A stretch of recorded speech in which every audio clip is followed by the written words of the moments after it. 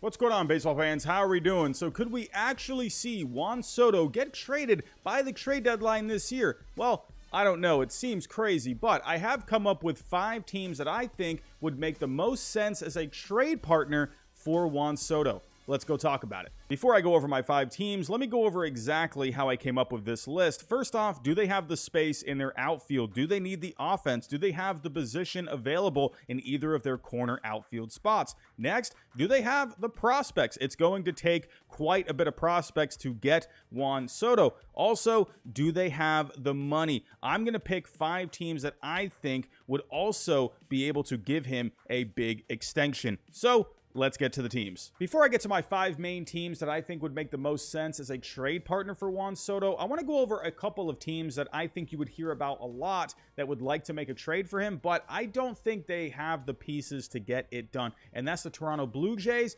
and the LA Dodgers. Let's start off with the Blue Jays because we heard a rumor from Buster Olney of ESPN a couple of weeks ago saying that the Blue Jays would be hot after Juan Soto. But if you take a look at this trade here, I've even thrown in Patrick Corbin. He has a negative $58.6 million value that would offset Juan Soto's very high value of $206.7 million. Now, if we look at some of these prospects, these are some really good young prospects in the Blue Jays organization right now. You have Martinez, Lopez, Groshans, and Pearson. If you take a look, Martinez is the number 2, Groshans is the number 3, and we throw in Lopez here. He is their number 4. Could you do Gabriel Moreno? If we take a look at Moreno, he has a very good value. I mean, look at his value, $67.1 million. But the reason I'm not throwing him in here is because the Nationals already have Keiber Ruiz, who they got back in the Max Scherzer Trey Turner trade last year. So I don't think they would really want Gabriel Moreno. If you threw Gabriel Moreno in this trade, I think you're definitely talking here. But I don't think the Nationals need him. So if this package of players, you're really far apart. Let's say you take out Corbin here. Now, there is one possibility. Take out Corbin and throw in Strasburg. Well, now at this point, I don't think it's even worth it, for the Nationals, to even, do this, because really you're just be losing prospects that you would be gaining. So I don't think Strasburg really makes a lot of sense. Corbin, I think, makes more sense to pair with Soto in a trade. So the Blue Jays, I just don't think they have enough firepower for a trade unless, and Blue Jays fans, let me know what you think down below. Would you add Bo Bichette in a trade package for Juan Soto? Let me know what you think down below in the comments. What would you do? Would you rather hang on to Bichette or would you rather get Soto? Let me know what you think. Now, for the Dodgers, I think they would have a little bit more to offer, but I don't think they would be able to beat some of the other packages that other teams could offer. Now, if we take a look at the Dodgers, same predicament. Their top prospect is Diego Cartaya, a catcher. Where I just said, Gabriel Moreno, I don't think the Nationals really need a catcher because you have Keiber Ruiz, so he's already off the table now. So I have included a few other guys. I did throw in Bobby Miller, who as of right now is their number 2. I've thrown in Andy Pages, who is their number 4. And I've also thrown in Dustin May, who got Tommy John surgery, and Gavin Lux, former number 1 prospect. So with this package, you are getting a little closer, so the Dodgers would really have to throw some more pieces here. I just think in the end, probably some other teams would have the package that, to get it done for Juan Soto. So just to kind of get this out, just to kind of get this through before I see all the comments coming left and right about the Blue Jays and the Dodgers, this is why I'm not including these 2 teams on this list. I'm going to start off this list with a surprise team, the Baltimore Orioles. I know what you might be thinking. What? The Baltimore Orioles? But hear me out here. The Orioles, yes, they're not doing anything this season, but they have been a pretty fun team, a pesky team, a competitive team this season. Yeah, 20-29, but they have made it difficult for the teams that they have gone up against. Next, they have a very good farm system, one of the best farm systems in the game, some very good young players, which I think they're going to have some of these young players really have an impact on the major league team, but they also have the prospects available in a trade. So the trade that I have put together here, we have a lot of young players going back to the Nationals here and going back to the Orioles. And also, I just want to make this clear. For Soto, he has a value of $206.7 million. That is a lot that's going to take a lot, and that's pretty much almost impossible for any of these teams to be able to come up with that in terms of just prospects. So what I have done here, I've attached Patrick Corbin, who has pretty much turned into a bad contract at this point. And I have the Nationals paying almost half of his contract. So just to kind of make the total values get closer. So as you can see here, I've put together a package going back to the Nationals worth around $160 million. We have quite a few prospects, but the big player here would be Cedric Mullins. Not the season that he was having last year. He's starting to pick up the pace a little bit. I don't know, maybe a change of scenery can help Cedric Mullins get back to his 2021 ways. And for the Nationals, they'd be getting themselves a dynamic, younger outfielder in Cedric Mullins. So I think he would be a nice piece to send back to Washington. Also, like I said, we got some prospects here. We got Colton Cowser, one of their draft picks from last season. He's going to be a very good player, I think. I think that would be a good piece to send back. We have Gunnar Henderson, an infield prospect. I think that would be a really nice piece for the Nationals to get as well. We have a first base prospect, Mayo.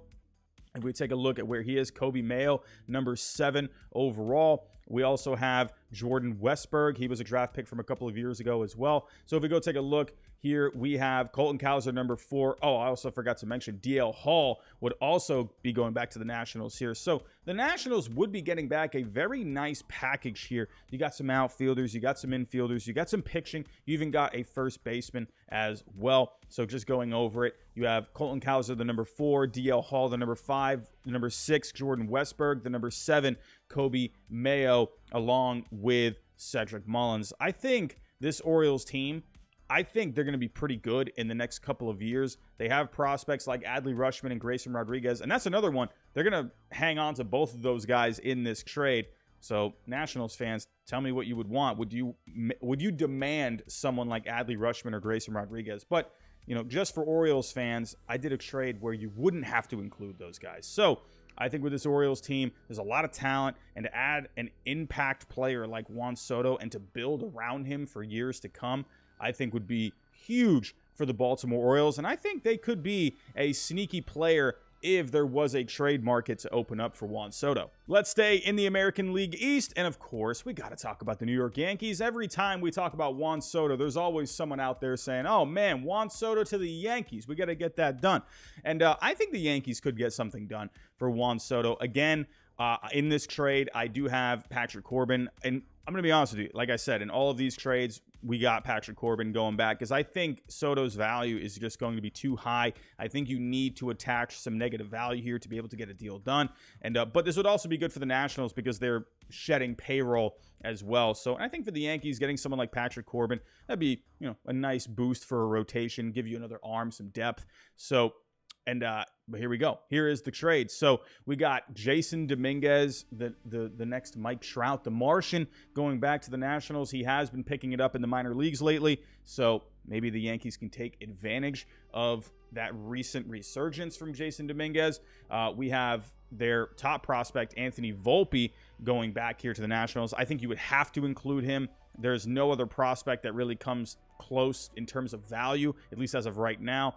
We got outfield prospect Pereira. We have a couple of major league ready guys as well, Joey Gallo and Jonathan Loaisiga. For the Yankees, I think it would be actually a little more on the tougher side to get a deal done, but I think with this package, you're in the ballpark. You are getting, if you're the Nationals, you are getting a very good shortstop in Anthony Volpe.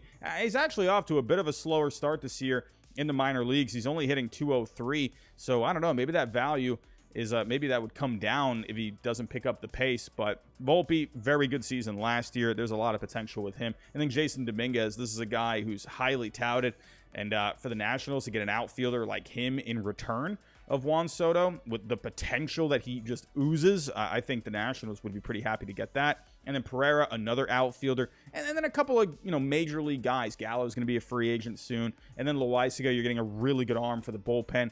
So maybe for the Nationals, this could be something where you're in the ballpark. Maybe attach a couple of more prospects to bring the values a little closer together.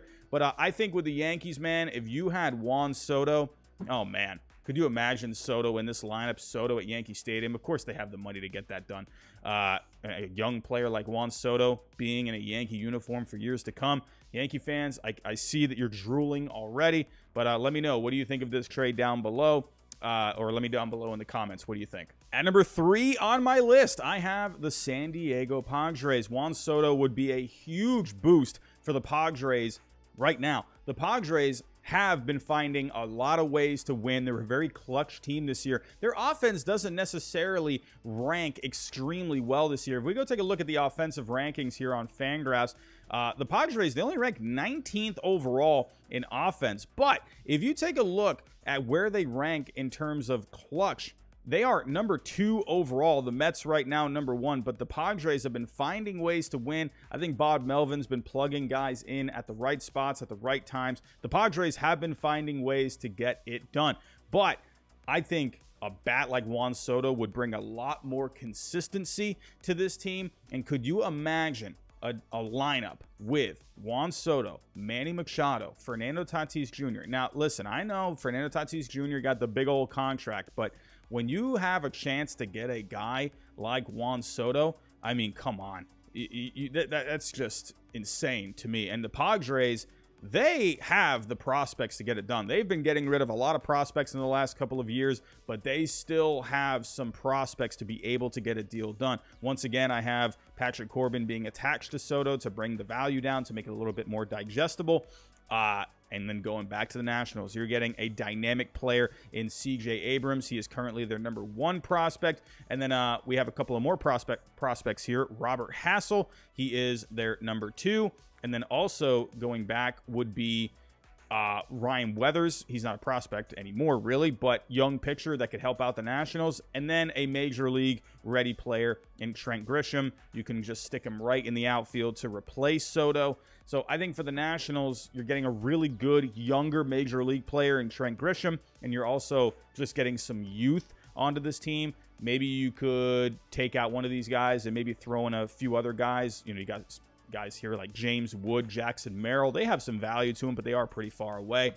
And within this trade, I mean, even if I took out Ryan Weathers here, let me actually take out Ryan Weathers. You know, could you actually just get a deal done with just these three players? I mean, I would imagine maybe the Nationals would want some more prospects here. Maybe you could take out Hassel and replace him with a few different guys. But I think you would have to start with Abrams, and then I think Grisham would have to go back in this trade as well, because he has a lot of value, and he can just simply replace Soto. But the thought of Juan Soto on this Padres team, I mean, goodness gracious. Could you imagine Juan Soto here in this lineup with Manny Machado, Fernando Tatis Jr. whenever he comes back? Oh, man. That's pretty scary if you ask me. Let's stay in the National League West, and let's talk about the San Francisco Giants. Could you imagine Juan Soto in San Francisco? He'd basically be their next Barry Bonds, the face of the franchise.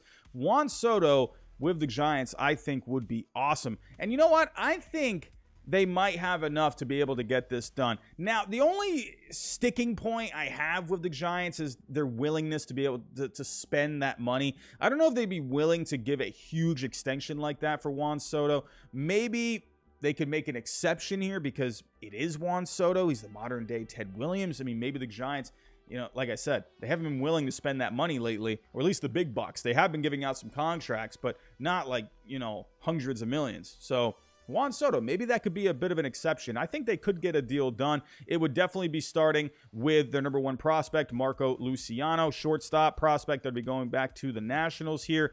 We also have Kyle Harrison, who I think is a pretty underrated pitching prospect right now. He has been really good in the minor leagues for the Giants, so I think you would have to include him as well.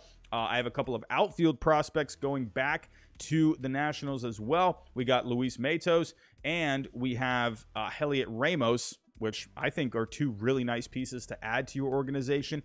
Also, in this trade, I have included another outfield prospect in Pomeris. Jairo Pomeris is their number 6 prospect, and I think, and then I just also put Luis Gonzalez, who has been having a pretty good season for the Giants. I wouldn't even say pretty good. He's hitting over 300, but he's been more of a platoon bat.